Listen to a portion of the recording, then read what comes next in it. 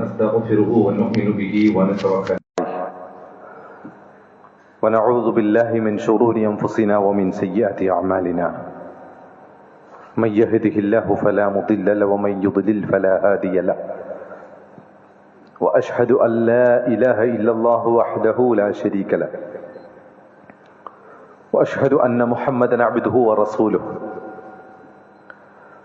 أرسله بالهدى ودين الحق ليظهره على الدين كله ولو كره المشركون اللهم صل على محمد وعلى آل محمد كما صليت على إبراهيم وعلى آل إبراهيم إنك حميد مجيد اللهم بارك على محمد وعلى آل محمد كما باركت على إبراهيم وعلى آل إبراهيم إنك حميد مجيد أما بعد فإن خير الكلام كلام الله وخير الحديث كتاب الله وخير الهدي هدي محمد صلى الله عليه وسلم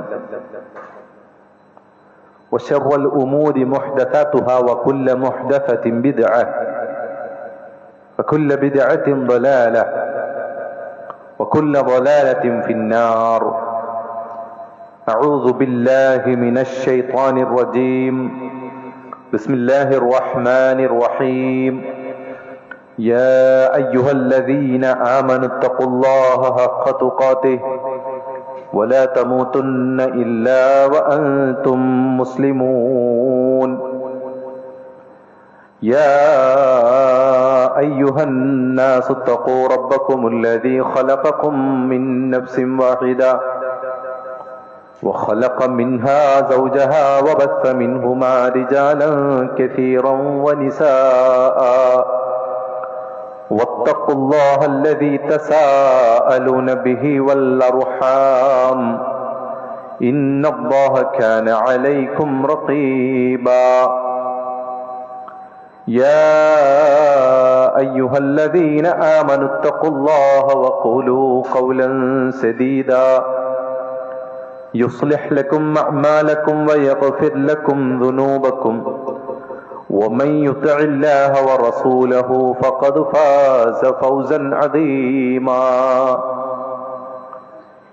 يوم يعض الظالم على يديه يقول يا ليتني اتخذت مع الرسول سبيلا يا ويلتى ليتني لم أتخذ فلانا خليلا اللهم رب اشرح لي صدري ويسر لي أمري واحلل عقدة من لساني يفقهوا قولي. സ്നേഹധരണീയരായ സത്യവിശ്വാസികളെ, വിശ്വാസിനികളെ, പരമകാരുണികനായ റബ്ബ് സുബ്ഹാനഹു തആലയെ സൂക്ഷിച്ച് അവന്റെ വിധിവിലക്കുകൾ അനുസരിച്ച് ജീവിക്കണേ എന്ന് എന്നെയും നിങ്ങളെയും ഓർമ്മപ്പെടുത്തുകയാണ്, വസിയത്ത് ചെയ്യുകയാണ്. പരമകാരുണികനായ റബ്ബ് നമ്മുടെ പാപങ്ങളൊക്കെ പുറത്ത് നന്മകളൊക്കെ നമ്മിൽ നിന്നും സ്വീകരിച്ച് നാളെ പരലോകത്ത് ഉന്നതമായ പ്രതിഫലം നമുക്കെല്ലാം പ്രദാനം ചെയ്യുമാറാകട്ടെ. പ്രിയപ്പെട്ട വിശ്വാസികളെ, ഒരു അവധിക്കാലത്തിലേക്ക് നമ്മളുടെ മക്കൾ പ്രവേശിച്ചിരിക്കുകയാണ്. അവധിക്കാലം എന്ന് പറഞ്ഞാൽ അതൊരു പ്രശ്നമല്ല. അവധിക്കാലം ഒരു അനുഗ്രഹമാണ്. പക്ഷെ അത് ഉപയോഗിക്കുന്നതിനനുസരിച്ചിരിക്കും.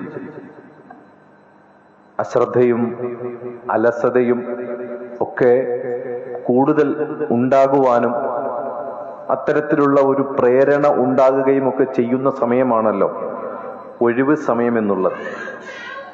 അത് കൃത്യമായി റസൂലുള്ള അങ്ങനെ തന്നെ പഠിപ്പിക്കുകയും ചെയ്തു. നിഅ്മതാനി മഅ്മൂനുൻ ഫീഹിമാ കസീറുൻ മിനൻ നാസ്.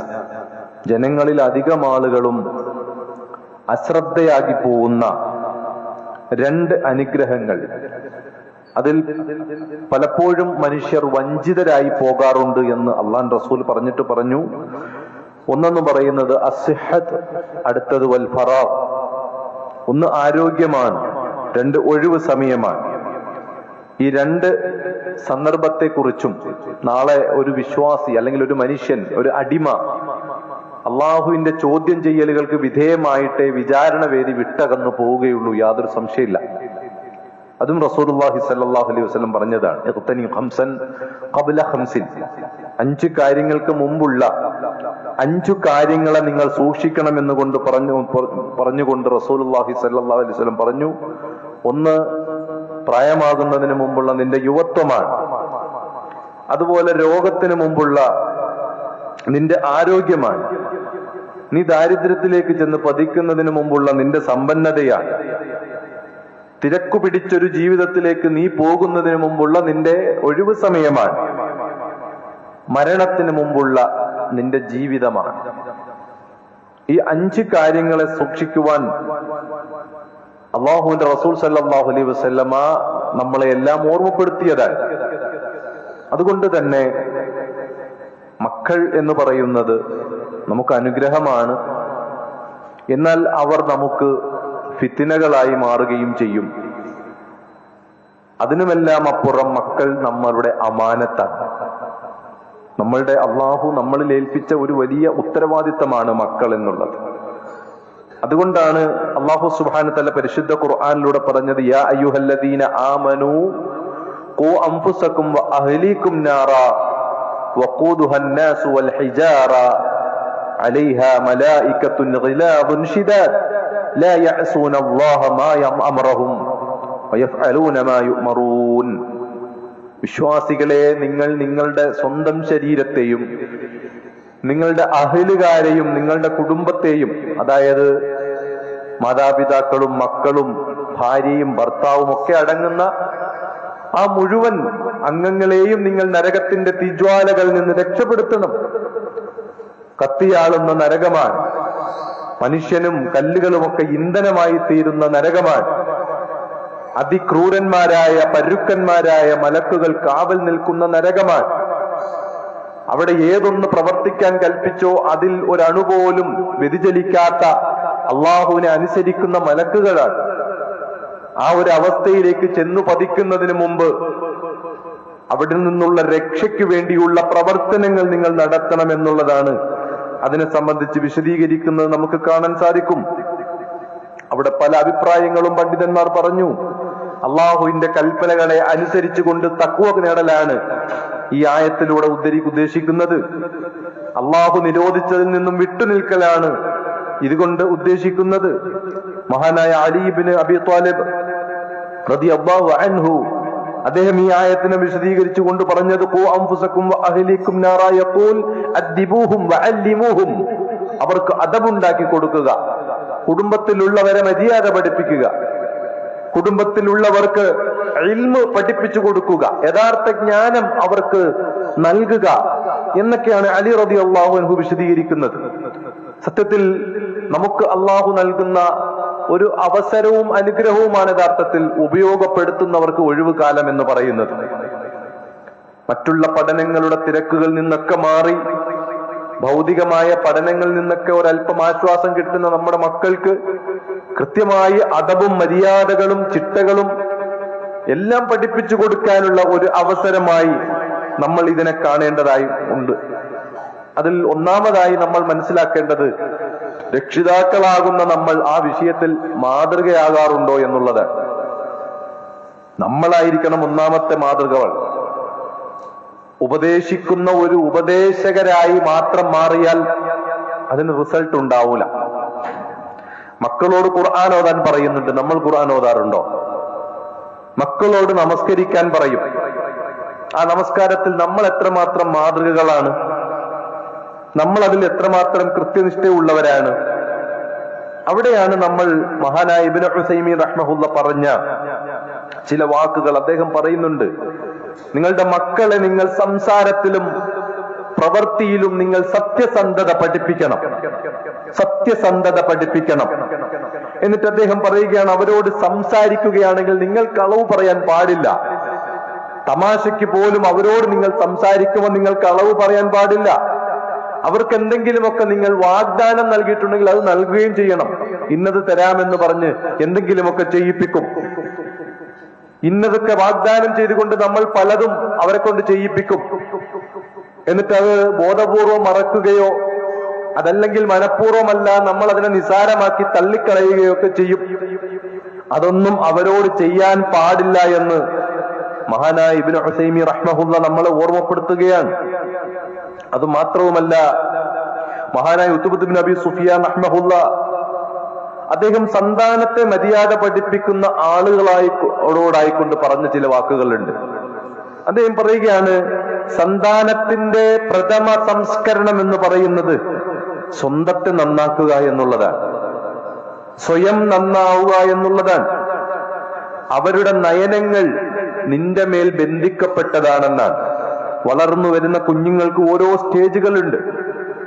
1 വയസ്സും 2 വയസ്സും 3 വയസ്സും അങ്ങനെ 5 വയസ്സ് വരെ കുട്ടികൾക്ക് ഒരു സ്റ്റേജ് ഉണ്ട്. അവർ മാതൃകകളാക്കി കാണുന്നത് ബാപ്പയും ഉമ്മയാണ്. നമ്മൾ നിന്നുള്ള വാചകങ്ങളാണ് അവരുടെയും വാക്കുകൾ, നമ്മളുടെ ചേഷ്ടകളാണ് അവരുടെയും ചേഷ്ടകൾ. അങ്ങനെ നമ്മളെ മാതൃകയാക്കി കാണുന്ന ആ മക്കൾക്ക് നമ്മൾ കൊടുക്കുന്ന മാതൃക എങ്ങനെയാണെന്നുള്ളത് നമ്മൾ ചിന്തിച്ചാൽ മതിയാകും. ആ രൂപത്തിൽ അദ്ദേഹം പറയുകയാണ്, അവരുടെ നയനങ്ങൾ നിങ്ങളുടെ മേൽ ബന്ധിക്കപ്പെട്ടതാണ്. അവരുടെ അടുക്കൽ നന്മ എന്ന് പറയുന്നത് നിങ്ങൾ ചെയ്യുന്നതാണ്. നിങ്ങൾ എന്താണോ ചെയ്യുന്നത് അതാണ് അവരുടെ അടുക്കൽ നന്മ എന്ന് പറയുന്നത്. അവർ നന്മയായി മനസ്സിലാക്കുന്നത് അതാണ്. അവർ തിന്മയായി മനസ്സിലാക്കുന്നത് നിങ്ങൾ ഉപേക്ഷിക്കുന്നതുമായ കാര്യങ്ങളാണ്. നമ്മൾ എന്താണോ വേണ്ട എന്ന് തീരുമാനിച്ച് ഉപേക്ഷിക്കുന്നത്, നമ്മൾ എന്താണോ തെറ്റ് എന്ന് തീരുമാനിച്ച് ഉപേക്ഷിക്കുന്നത്, അതാണ് അവരുടെ മനസ്സിലെ തിന്മ. നമ്മൾ ചെയ്യുന്നതാണ് നന്മ. ആ രൂപത്തിൽ അദ്ദേഹം മാതാപിതാക്കളെ അദബ് പഠിപ്പിക്കേണ്ട, മര്യാദ പഠിപ്പിക്കേണ്ട രക്ഷിതാക്കളെ ഓർമ്മപ്പെടുത്തുന്നത് നമുക്ക് കാണാൻ സാധിക്കും. മഹാനായ നബി കരീം സല്ലല്ലാഹു അലൈഹി വസല്ലം എത്രയോ നല്ല മാതൃകയാണ് ആ വിഷയത്തിൽ നമുക്ക് പഠിപ്പിച്ചു തന്നത്. തന്റെ പേരക്കുട്ടികളോടൊപ്പം റസൂലുള്ള പെരുമാറിയത്, തന്റെ ഖാദിമായിരുന്ന, പരിചാരകനായിരുന്ന, സേവകനായിരുന്ന അനസ് റളിയല്ലാഹു അൻഹുവിനോട് നബി സല്ലല്ലാഹു അലൈഹി വസല്ലം പെരുമാറിയതൊക്കെ ചരിത്രത്തിൽ നമുക്ക് കാണാൻ സാധിക്കും. തന്റെ പിഞ്ചു മക്കളെ, പേരക്കുട്ടികളെ വിളിക്കും യാ ഗുലാം. അതുപോലെ തന്നെ തന്റെ സഹചാരിയായിരുന്ന സ്വഹാബത്തിന് ഇബ്നു അബ്ബാസ് റളിയല്ലാഹു അൻഹു ഒരിക്കൽ പറയുന്നത് നമുക്ക് കാണാൻ സാധിക്കും. അദ്ദേഹം കുട്ടിയായിരുന്ന സമയത്ത് അദ്ദേഹത്തിന് പഠിപ്പിച്ചു കൊടുക്കുന്ന ചില കാര്യങ്ങൾ, നിനക്ക് ഞാൻ ചില വാക്കുകൾ പഠിപ്പിച്ചു തരാം. ഇഹ്ഫദില്ലാഹ യഹ്ഫദുക്, നീ അള്ളാഹുവിനെ സൂക്ഷിക്കണം. നീ അള്ളാഹുവിന്റെ വിഷയത്തിൽ നീ എന്ത് ചെയ്യണം? സൂക്ഷിക്കണം. അവൻ നിന്നെയും സംരക്ഷിക്കും. അവന്റെ സംരക്ഷണം, നിന്റെ മേലുള്ള അവന്റെ സംരക്ഷണം നിനക്കുണ്ടാകും. അതുപോലെ തന്നെ ഇദാ സഅൽത ഫസ്അലില്ലാഹ് വഇദാ ഇസ്തഅൻത ഫസ്തഇൻ ബില്ലാഹ്, നീ അള്ളാഹുവിനോട് ചോദിക്കുന്നുണ്ടെങ്കിൽ അള്ളാഹുവിനോട് ചോദിക്കണം. നീ സഹായം അഭ്യർത്ഥിക്കുന്നുണ്ടെങ്കിൽ നീ അള്ളാഹുവിനോട് സഹായം അഭ്യർത്ഥിക്കണം. ഇങ്ങനെ ഓരോ കാര്യങ്ങൾ കുട്ടിയായിരിക്കുന്ന സമയത്ത് ഉപദേശിച്ചു കൊടുക്കുന്നത് കാണാൻ സാധിക്കും. കുറെ ഉപദേശങ്ങൾ ഇങ്ങനെ നടക്കുന്നുണ്ട്. ലുഖ്മാൻ ഹക്കീം അലൈഹിസ്സലാം മോൻ ഉപദേശിക്കുന്ന 10 ഉപദേശങ്ങൾ സൂറത്ത് ലുഖ്മാനിൽ നമുക്ക് കാണാൻ സാധിക്കും. അതൊക്കെ നമ്മൾ ശ്രദ്ധിക്കേണ്ട കാര്യമാണ്. ആവശ്യമുണ്ടോ?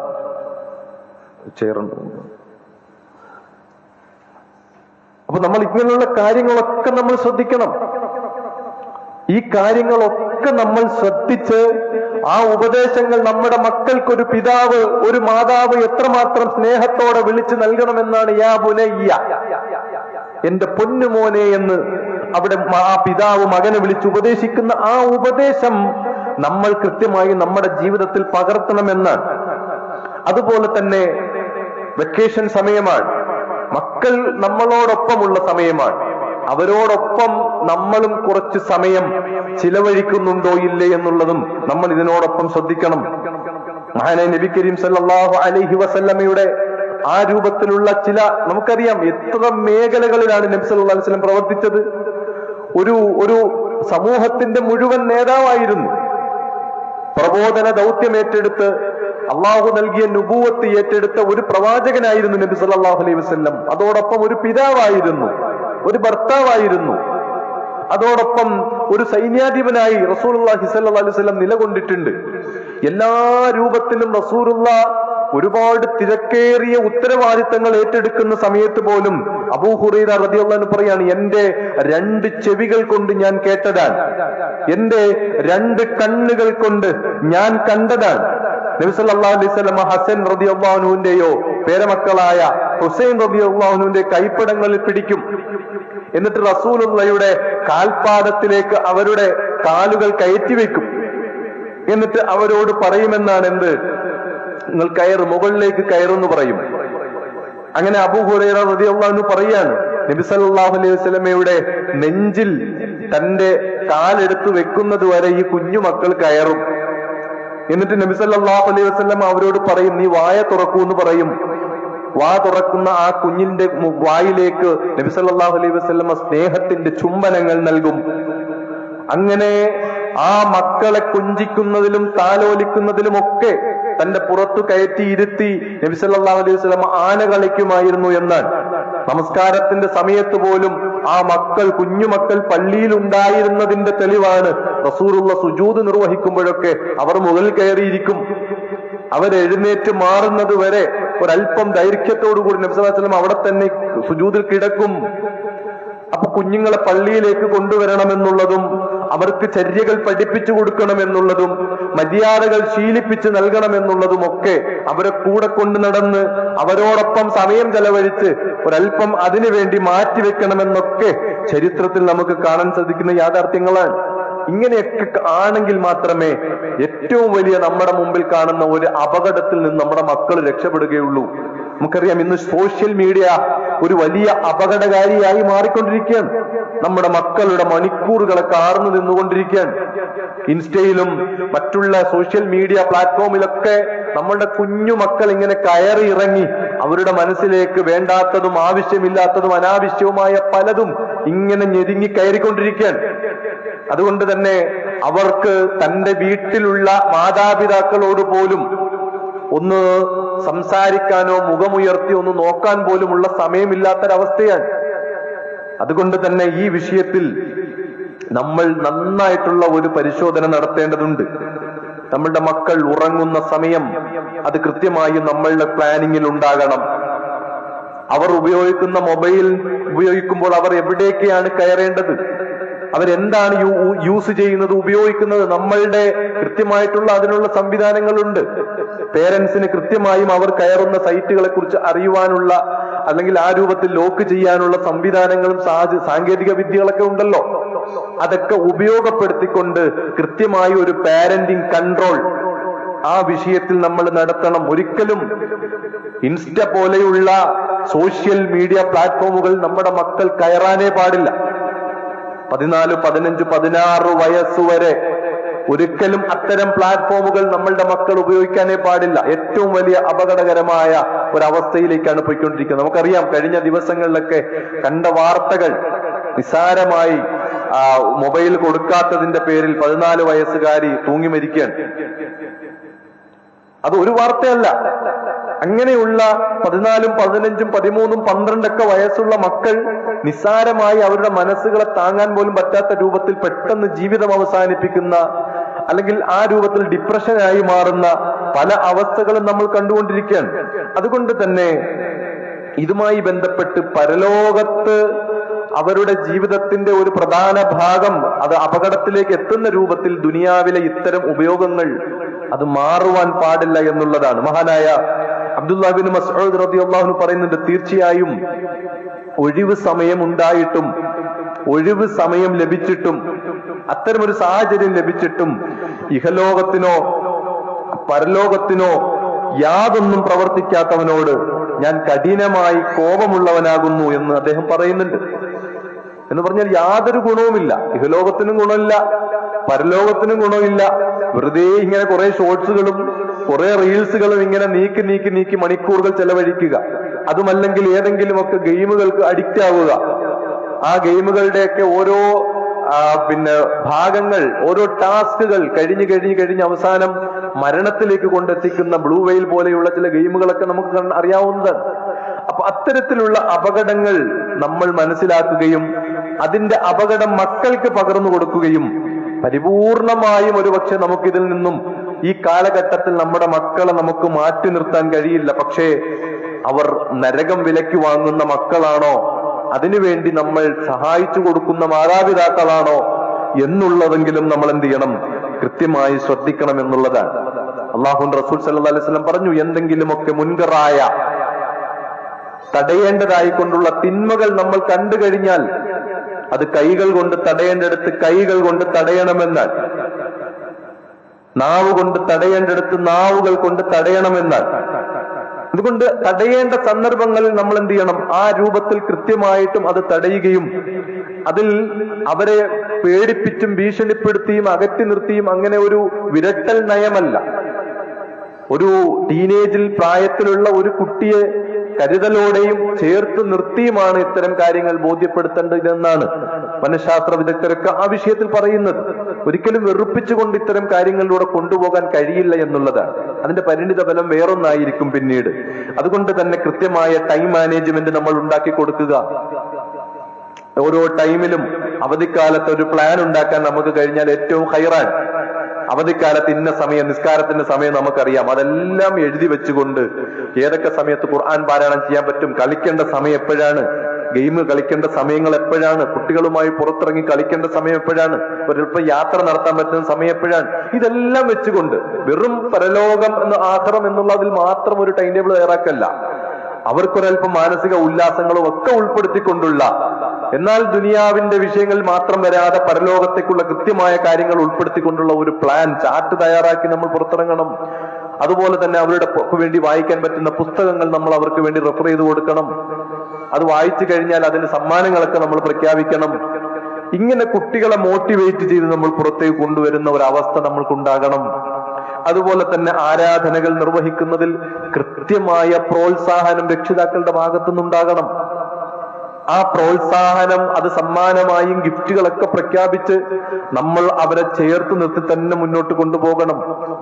അതുകൊണ്ടാണ് നമുക്കറിയാം മകന് ബാപ്പ നൽകുന്ന ഉപദേശം നേരത്തെ ഓർമ്മപ്പെടുത്തിയത്.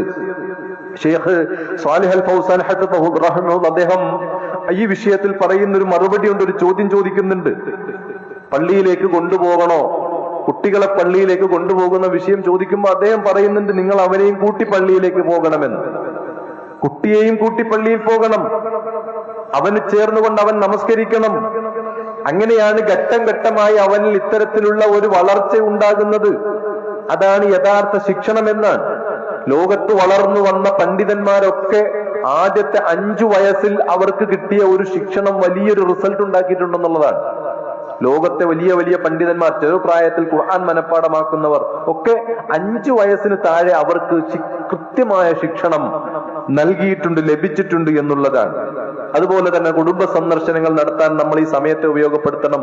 ബന്ധങ്ങൾ അറിയില്ല മക്കൾക്ക്, ബന്ധുക്കൾ ആരാണെന്നറിയില്ല, അതുപോലെ മറ്റുള്ളവരുടെ പ്രയാസങ്ങൾ എന്താണെന്ന് അറിയില്ല, രോഗം കൊണ്ട് പ്രയാസപ്പെടുന്നവരുടെ അവസ്ഥകൾ നമ്മുടെ മക്കൾക്ക് അറിയില്ല, സാമ്പത്തിക ബുദ്ധിമുട്ട് എന്താണെന്ന് അറിയിക്കാതെ വളർത്തുന്ന രക്ഷിതാക്കളുണ്ട്. അതും ശരിയല്ല.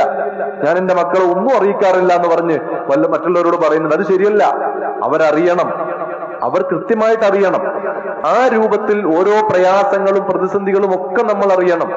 അത്തരത്തിൽ നമ്മുടെ മക്കളെ കൃത്യമായി വളർത്തിയെടുക്കാൻ ഇത്തരം സന്ദർഭങ്ങളെ നമ്മൾ ഉപയോഗപ്പെടുത്തണം എന്നുള്ളതാണ് അതുമായി ബന്ധപ്പെട്ട് ഓർമ്മപ്പെടുത്താനുള്ളത്. അതുപോലെ സൽസ്വഭാവം വളർത്തിയെടുക്കുന്നതിൽ ഒരു വലിയ പങ്ക് വഹിക്കാൻ ഇത്തരം സന്ദർഭങ്ങളിൽ നമുക്ക് കഴിയും. നമ്മുടെ മക്കൾക്ക് നൽകേണ്ടതൊക്കെ കൃത്യമായി നൽകുക. ആ രൂപത്തിൽ സ്വഭാവം വിപുലീകരിക്കുന്നതിൽ, നന്നാക്കിയെടുക്കുന്നതിൽ, പെരുമാറ്റം നന്നാക്കിയെടുക്കുന്നതിൽ, ആരാധനകൾ ചിട്ടപ്പെടുത്തുന്നതിൽ എല്ലാ രൂപത്തിലും ഒരു മാതൃക പ്രിയമുള്ള സഹോദരങ്ങളെ, സഹോദരിമാരെ, നമ്മൾ ഉണ്ടാക്കിയെടുക്കുവാൻ വേണ്ടി പരിശ്രമിക്കുക. അതിനുള്ള ഒരു സമയമാക്കി ഇതിനെ കാണുക. അതല്ലാതെ നഷ്ടപ്പെടുത്തുന്ന ഒന്നായി മാറരുത്. അല്ലാഹു സുബ്ഹാനഹു വ തആല ആ രൂപത്തിൽ അള്ളാഹുവിന്റെ അതിർവരമ്പുകൾക്കുള്ളിൽ നിലകൊള്ളുന്ന മക്കളാക്കി, രക്ഷിതാക്കളാക്കി, മാതാപിതാക്കളാക്കി ആ രൂപത്തിൽ സ്വർഗം നേടിയെടുക്കുന്ന വിജയികളുടെ കൂട്ടത്തിൽ അള്ളാഹു നമ്മെ ഇവരെയും ഉൾപ്പെടുത്തി അനുഗ്രഹിക്കുമാറാകട്ടെ.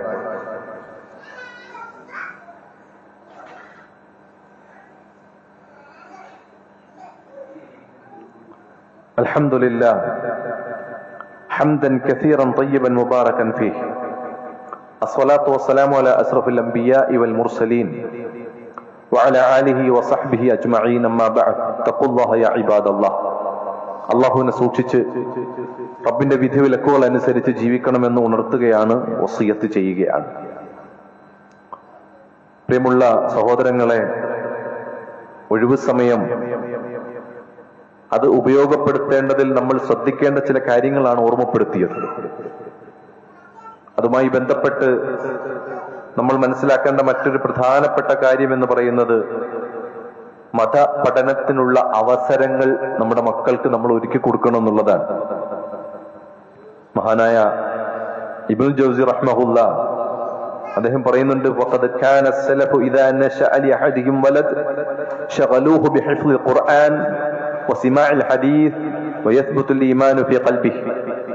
സലഫ് സാലിഹികൾപ്പെട്ട ഒരു കുട്ടി വളർന്നു വന്നാൽ ആ ചെറുപ്രായത്തിൽ തന്നെ, അവന്റെ വളർച്ച തുടങ്ങുന്ന സമയത്ത് തന്നെ ഖുർആൻ മനഃപ്പാടമാക്കുന്നതിലും ഹദീസുകൾ കേൾക്കുന്നതിലും അവനെ വ്യാപൃതനാക്കുമായിരുന്നു എന്നാണ്. അത് കേൾക്കുവാനുള്ള ഒരുപാട് അന്തരീക്ഷങ്ങൾ അവരുടെ രക്ഷിതാക്കൾ ഒരുക്കി കൊടുക്കുമായിരുന്നു എന്നാണ്. അങ്ങനെ അവന്റെ ഹൃദയത്തിൽ ഈമാൻ സ്ഥിരപ്പെടും എന്നാണ് മഹാനായ ഇബ്നുൽ ജൗസി റഹ്മഹുല്ല ആ വിഷയത്തിൽ പറഞ്ഞത്. നമ്മുടെ നാട്ടിൽ മോറൽ ക്ലാസുകളും മറ്റു സംവിധാനങ്ങളും ഒക്കെ വെക്കേഷൻ സമയത്ത് ഉണ്ടാകാറുണ്ട്. നമ്മുടെ മക്കൾ അതിലുണ്ടോ എന്ന് നമ്മൾ നോക്കുക. നമ്മുടെ മക്കൾ അതിലുണ്ടോ എന്നുള്ളത് നോക്കുക. ഇനി അങ്ങനെ നമ്മുടെ നാട്ടിലില്ലെങ്കിൽ നമ്മളെല്ലാവരോടും ചേർന്നിട്ട് സംഘടിപ്പിക്കണം. നമ്മുടെ മക്കളാണല്ലോ, എല്ലാവരുടെയും മക്കൾ ഏകദേശം ഒരേ സമയത്ത് ഫ്രീ ആകുന്ന, വെക്കേഷൻ ആകുന്ന സമയമാണ്. അപ്പൊ രക്ഷിതാക്കൾ എല്ലാവരും കൂടി തീരുമാനിച്ചാൽ മതി. നമ്മുടെ മക്കൾക്ക് ദീനിയായ ചിട്ടകളും വട്ടങ്ങളും നമസ്കാരത്തിന്റെ കൈഫിയത്ത്, അതിന്റെ രൂപങ്ങളും ഈമാനും വിശ്വാസവും മാതാപിതാക്കളുടെ കടമകളും ഒക്കെ പഠിപ്പിച്ചു കൊടുക്കുന്ന ഒരു ചെറിയ സദസ്സ്, 10 പേരെങ്കിൽ 10 പേര് അവർ പഠിക്കട്ടെ. അവരെ ഒരു സ്ഥലത്ത് വിളിച്ചു കൂട്ടി അവർക്ക് ക്ലാസ് എടുക്കാൻ പറ്റിയ ആളുകളെയൊക്കെ സംഘടിപ്പിച്ച് അവർക്ക് വേണ്ടി LCD പ്രൊജക്ടർ പോലെയുള്ള സംവിധാനങ്ങൾ ഉപയോഗിച്ച് ഓരോ കർമ്മങ്ങളൊക്കെ കാണിച്ചു കൊടുത്ത് 10 പേരെ നമ്മൾ ചിട്ടയോടുകൂടി വളർത്തിയെടുത്താൽ അതിന് പരിശ്രമിച്ചവർക്ക് എത്ര കൂലിയാണ്. 10 പേരെ നന്നാക്കിയതിന്റെ ഒരു പ്രതിഫലം അല്ലാഹു നമുക്ക് നൽകില്ലേ? അതിനുവേണ്ടി പരിശ്രമിച്ചതിന്റെ പ്രതിഫലം നമുക്ക് കിട്ടില്ലേ? അതുകൊണ്ട് അടുത്ത ഒരു 4-5 ദിവസം നമ്മൾ അതിനു വേണ്ടിയിട്ട് ഒരു പ്ലാൻ ഉണ്ടാക്കി ഒന്നിറങ്ങിയാൽ, മാതാപിതാക്കളൊക്കെ ഇങ്ങനെ കൊതിക്കുന്നുണ്ട്, മക്കൾക്ക് എന്തെങ്കിലുമൊക്കെ നന്മകൾ കിട്ടി ഒന്ന് നന്നായിരുന്നെങ്കിൽ എന്ന് കൊതിക്കുന്ന ഒരുപാട് മാതാപിതാക്കളുണ്ട്. അവരെയൊക്കെ നമുക്ക് നന്നാക്കി എടുക്കാനുള്ള ഒരു അവസരം കിട്ടും. ഹിദായത്ത് കൊടുക്കുന്നവൻ പടച്ചവനാണ്. അതുകൊണ്ട് അതിനുള്ള ഒരു പരിശ്രമം നമ്മൾ നടത്തണം. അതുപോലെ തന്നെ പരീക്ഷകളൊക്കെ എഴുതി റിസൾട്ടിന് വേണ്ടി കാത്തിരിക്കുന്ന നമ്മുടെ മക്കളുണ്ട്. 10ാം ക്ലാസ് കഴിഞ്ഞവരുണ്ട്, +2 കഴിഞ്ഞവരുണ്ട്. അവരൊക്കെ റിസൾട്ടിന് വേണ്ടി കാത്തിരിക്കുന്നുണ്ട്. അവരെ ഇനി എത്തിക്കേണ്ട സ്ഥാപനം നമ്മളുടെ മതബോധമുള്ള അല്ലെങ്കിൽ മതപരമായ രൂപത്തിൽ മുന്നോട്ട് പോകാൻ പറ്റുന്ന ഒരു സംവിധാനത്തിലേക്കാണെന്നുള്ള നമ്മൾ ഉറപ്പുവരുത്തണം. അല്ലെങ്കിൽ പിടുത്തം വിട്ടുപോകും, നമ്മുടെ കൈകളിൽ ഒതുങ്ങാത്ത അവസ്ഥ വരും. അതുകൊണ്ട് നിസ്കരിക്കാനൊക്കെ ഉള്ള സംവിധാനം ഉണ്ടോ? അത്യാവശ്യം നല്ല സ്റ്റാൻഡേർഡുള്ള സ്ഥാപനമാണോ? എല്ലാ രൂപത്തിലും കുഴപ്പമില്ലാത്തതാണോ എന്നൊക്കെ സൂക്ഷ്മമായ പരിശോധനകളും അന്വേഷണങ്ങളൊക്കെ നടത്തിയിട്ട് വേണം അത്തരത്തിലുള്ള സ്ഥാപനങ്ങളെയും സംവിധാനങ്ങളെയും ഒക്കെ നമ്മൾ ശ്രദ്ധിക്കാൻ. അതുപോലെ നമ്മുടെ മക്കളുടെ കൂട്ടുകെട്ട് കൃത്യമായി ശ്രദ്ധിക്കണം. അവർ തിരഞ്ഞെടുക്കുന്ന കൂട്ടുകാരാരാണെന്ന് ശ്രദ്ധിക്കണം. റസൂലുള്ളാഹി പറഞ്ഞു, ഏതൊരുവനെയാണോ കൂട്ടുകാരനെ സ്വീകരിക്കുന്നത് അവന്റെ മതത്തിലായിരിക്കും അവൻ ഉണ്ടാകുക എന്ന് പറഞ്ഞാൽ അവന്റെ ചര്യകളിലും അവന്റെ വിശ്വാസങ്ങളിലും, അതല്ലെങ്കിൽ അവൻ ഏതൊരു വഴിയിലാണോ സഞ്ചരിക്കുന്നത് ആ വഴിയിലായിരിക്കും ഇവന് ചെന്നപ്പെടുക എന്ന് റസൂലുള്ളാഹി സ്വല്ലല്ലാഹി അലൈഹി വസല്ലം പറഞ്ഞു. ഇതിന്റെയൊക്കെ പരിണിത ഫലം പിന്നീട് സംഭവിക്കുമല്ലോ, സ്വാഭാവികമാണ്. പരലോകത്തേക്ക് ഈ കൂട്ടുകാരും ഈ നശിപ്പിച്ചവനും നശിപ്പിക്കുവാൻ വേണ്ടി നിന്നുകൊടുത്തവനും ഒക്കെ നാളെ പരലോകത്തെത്തും.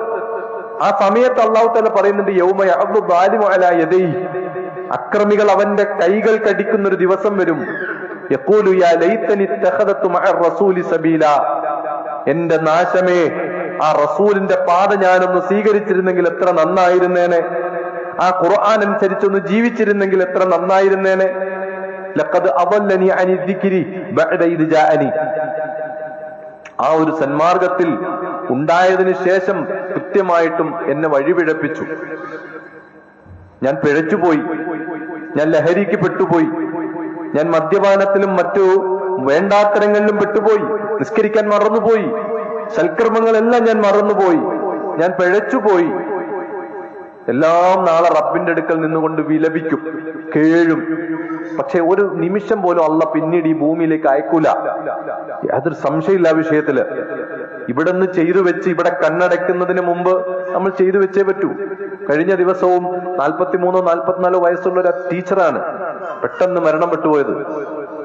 നിമിഷ നേരം കൊണ്ട് ജീവിതം അവസാനിച്ചു. അതുപോലെ എങ്ങനെയൊക്കെയോ നമ്മളും പോകും. അതിനു മുമ്പ് കുട്ടികളായ നമ്മൾ നമ്മളുടെ പരലോക ജീവിതത്തിന് വേണ്ടി എന്തെങ്കിലുമൊക്കെ ചെയ്തു വെക്കാൻ നമ്മളുടെ അവധിക്കാലത്ത് നമ്മൾ ഉപയോഗപ്പെടുത്തണം. വലിയവരും നമ്മളുടെ മരണചിന്ത, നമ്മളുടെ മരണവും എപ്പോഴും സംഭവിക്കാം എന്നുള്ള ചിന്ത നമ്മുടെ മനസ്സിൽ എപ്പോഴും ഉണ്ടാവണം. എന്റെ കൈകളിൽ എത്ര നന്മകളാണുള്ളത്, ഞാൻ എന്താണ് ചെയ്തു വെച്ചിട്ടുള്ളത് എന്ന് നമ്മളൊക്കെ എല്ലാ സമയത്തും പരിശോധിക്കണം. ആ രൂപത്തിൽ ജീവിതത്തെ ചിട്ടപ്പെടുത്താൻ നമുക്ക് കഴിയണം. നമ്മുടെ കുഞ്ഞുമക്കൾക്ക് വേണ്ടിയിട്ടുള്ള ഒരു സംവിധാനം സാന്ദർഭികമായിട്ട് ഞാൻ ഓർമ്മപ്പെടുത്താം. സ്റ്റാർ ക്വസ്റ്റ് എന്ന ഒരു പേരിൽ ഈ സ്റ്റുഡൻസ്, ഒരു വിദ്യാർത്ഥി സംഘടന, വിസ്ഡം സ്റ്റുഡൻസ് എന്ന് പറയുന്ന വിദ്യാർത്ഥി സംഘടന, അവർ ഒരു ക്യാമ്പയിനായിട്ട് ഈ ഏപ്രിൽ മെയ് മാസത്തിൽ പ്രഖ്യാപിച്ചിട്ടുണ്ട്. അത് 6-ാം തീയതി മുതൽ സ്റ്റാർട്ട് ചെയ്യും. നമ്മുടെ മക്കളെയൊക്കെ അതിലൊന്ന് ഉൾപ്പെടുത്തണം. അതിൽ പുസ്തക വായനകളും ചില ആക്ടിവിറ്റികളും നന്മകളിലൂടെ സഞ്ചരിച്ചു പോകാൻ, രസകരമായി സഞ്ചരിച്ചു പോകാനുള്ള സംവിധാനങ്ങളൊക്കെ ചേർത്തുകൊണ്ടുള്ള ഒരു പ്രോഗ്രാമാണ്. അതിനെക്കുറിച്ച് നിങ്ങളൊന്ന് പഠിച്ച് അതിൽ നമ്മുടെ മക്കളെയും കൂടി ഉൾപ്പെടുത്തണം. അതിനു വേണ്ടിയിട്ടുള്ള എല്ലാ സപ്പോർട്ടും നമ്മൾ ചെയ്തു കൊടുക്കണം. അങ്ങനെയൊക്കെയാണ് നമുക്ക് ഈ ഒരു വഴിയിലൂടെ കൊണ്ടുവരാൻ സാധിക്കുള്ളൂ. മതനിരാസം വല്ലാതെ വ്യാപിക്കുന്നുണ്ട്. മതം വേണ്ട എന്നുള്ളൊരു ചിന്ത പലപ്പോഴും നമ്മളുടെ മനസ്സുകളിലേക്ക് പല രൂപത്തിൽ ശൈത്താൻ കയറ്റി ഇറക്കുന്നുണ്ട്. അതുകൊണ്ട് അള്ളാഹുവിനോട് നമ്മൾ ഹിദായത്തിന് ചോദിച്ചുകൊണ്ടിരിക്കുക, അതിൽ നിലനിൽക്കാൻ വേണ്ടി അള്ളാഹുവിനോട് പ്രാർത്ഥിച്ചുകൊണ്ടിരിക്കുക, തെറ്റിച്ചു കളയരുതേ എന്ന് അള്ളാഹുവിനോട് പ്രാർത്ഥിച്ചുകൊണ്ടിരിക്കുക. അള്ളാഹു സുബ്ഹാനഹു വ തആല നമ്മളെയും നമ്മുടെ കുടുംബത്തെയും നമ്മുടെ മക്കളെയും ഒക്കെ നാളെ സ്വർഗത്തിന്റെ അവകാശികളാക്കി അതിൽ സന്തോഷത്തോടെ പ്രവേശിക്കുന്ന സൗഭാഗ്യവാന്മാരിൽ ഉൾപ്പെടുത്തി റബ്ബ് അനുഗ്രഹിക്കുമാറാകട്ടെ. ജീവിതത്തിൽ സംഭവിച്ചു പോയ പാവങ്ങളും തിന്മകളും ഒക്കെ അള്ളാഹുവെ നീ ഞങ്ങൾക്ക് വിട്ടുപുറത്തു മാപ്പാക്കി തരണമേ റഹ്മാനെ.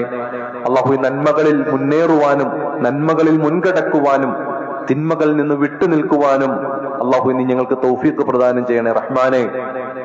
അള്ളാഹു ഞങ്ങളിൽ നിന്ന് മരണപ്പെട്ടു പോയവരുടെയൊക്കെ ഖബറിടം നീ വിശാലമാക്കണേ അള്ളാഹ്. രോഗം കൊണ്ട് പ്രയാസപ്പെടുന്നവരുടെ രോഗങ്ങൾ നീ ശിഫയാക്കി കൊടുക്കണേ റഹ്മാനെ. അള്ളാഹു നിനക്ക് വേണ്ടി ഇബാദത്ത് എടുക്കുവാൻ, നിന്റെ തൃപ്തി അനുസരിച്ച് ജീവിക്കുവാൻ, നിന്റെ കൽപ്പനകൾ അനുസരിച്ച് ജീവിക്കുവാൻ, അങ്ങനെ മരണപ്പെടുന്നത് വരെ മുന്നോട്ട് പോകുവാനുള്ള ആരോഗ്യവും ആഫിയത്തും ഒക്കെ നീ ഞങ്ങൾക്ക് പ്രദാനം ചെയ്യണേ റഹ്മാനെ. اللهم اغفر للمؤمنين والمؤمنات والمسلمين والمسلمات الأحياء منهم والأموات. ربنا آتنا في الدنيا حسنة وفي الآخرة حسنة وقنا عذاب النار. ربنا ظلمنا أنفسنا وإن لم تغفر لنا وترحمنا لنكونن من الخاسرين. ربنا هب لنا من أزواجنا وذرياتنا قرة أعين وجعلنا للمتقين إماما. اللهم يا مقلب القلوب ثبت قلوبنا على دينك. ربنا تقبل منا صيامنا وصلاتنا وركوعنا وسجودنا واعتدالنا واتب علينا إنك أنت التواب الرحيم. آمين برحمتك يا أرحم الراحمين. وصلى الله وسلم على نبينا محمد وعلى آله وصحبه أجمعين والحمد لله رب العالمين.